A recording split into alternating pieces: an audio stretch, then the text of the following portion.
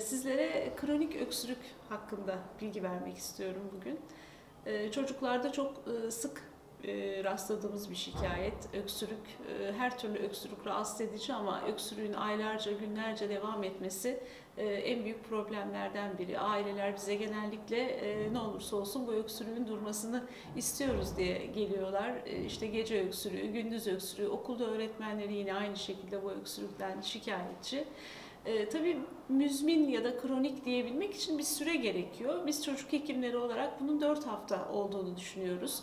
Erişkinler birazcık daha uzun, onların sabretmeye çünkü tahammülleri var ama çocuklarda doğuştan bazı hastalık olabilir, akciğerlere bir şey kaçmış olabilir, işte çerezdir, fıstıktır, bir yabancı cisim kaçmış olabilir. O yüzden bizim çok sabrımız yok.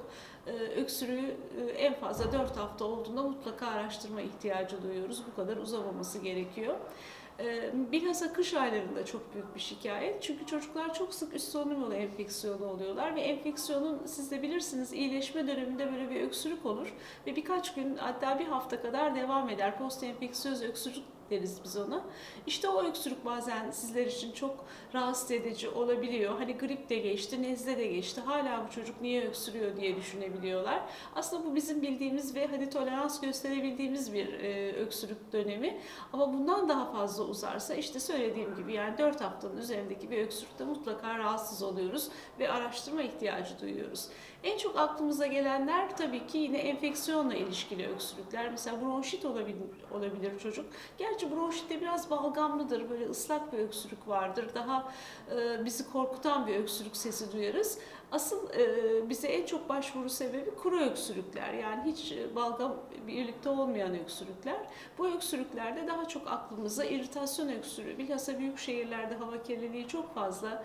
Evde sigara içilmesi, her ne kadar hiçbir evde sigara içilmediğini öğreniyorsak da biliyoruz ki sigara içilmesi ülkemizde çok yüksek maalesef ve ister istemez bir miktar evlerde de bu devam edebiliyor. Bu ev içi kirliliği, ev dışı kirliliği öksürüğün en sık sebepleri. Bunun dışında çocuklarda elbette enfeksiyonlara bağlı öksürükler, uzamış öksürükler görebiliyoruz.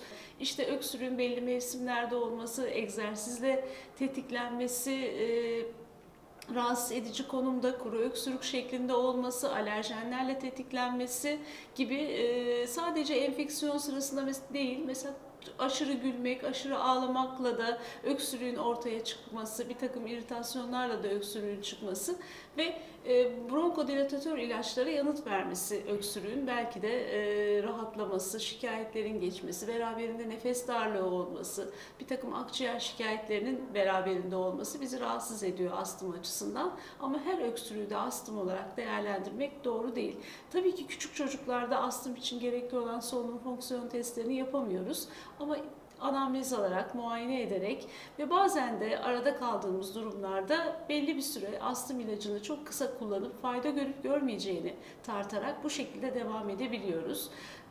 Bizim için en kıymetlisi enfeksiyonla birlikte olmadan öksürüğün olması. Astım için bu çok tipik. Çünkü çocuklar çok sık 6-7 defa enfeksiyon geçiriyorlar ve bu dönemlerden sonra çok fazla öksürük görüyoruz. Özellikle toplu yaşanan yerlere devam eden çocuklarda, mesela kreş çocuklarında, okula başlayan, zaten bizim bu şikayetlerimiz daha çok Eylül ayında olur.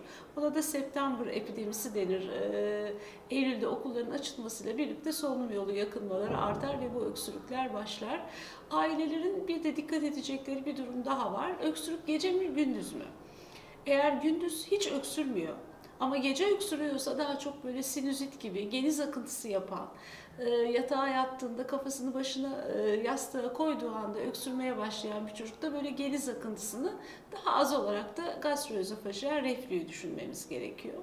Tam tersi gece hiç öksürük yok ama gündüz çok öksürüyorsa o zaman da acaba psikolojik öksürük ya da habitüel öksürük dediğimiz adeta bir tik gibi çocuğun sürekli bir öksürüp rahatlama ihtiyacı duyması şeklinde bir durum görebiliyoruz çocuklarda. Bunu çok iyi ayırt etmek lazım. Elbette bizler sizlere çok fazla zaman tanıyıp anamnezi alıp bu öksürüğün neye bağlı olduğunu anlamaya çalışıyoruz. Çok tipik öksürük sesleri de var. Hani bazen o sesten bile anlıyoruz. Mesela sigara içen dedeler gibi öksürüyorsa çocuk, balgamla öksürüyorsa onun altında mutlaka önemli bir şey vardır. Belki kronik bir bronşit vardır ya da kistik fibroz gibi, primer immün yetmezlik gibi, bronşektazi gibi araştırmamız gereken, incelememiz gereken bir problem olabilir.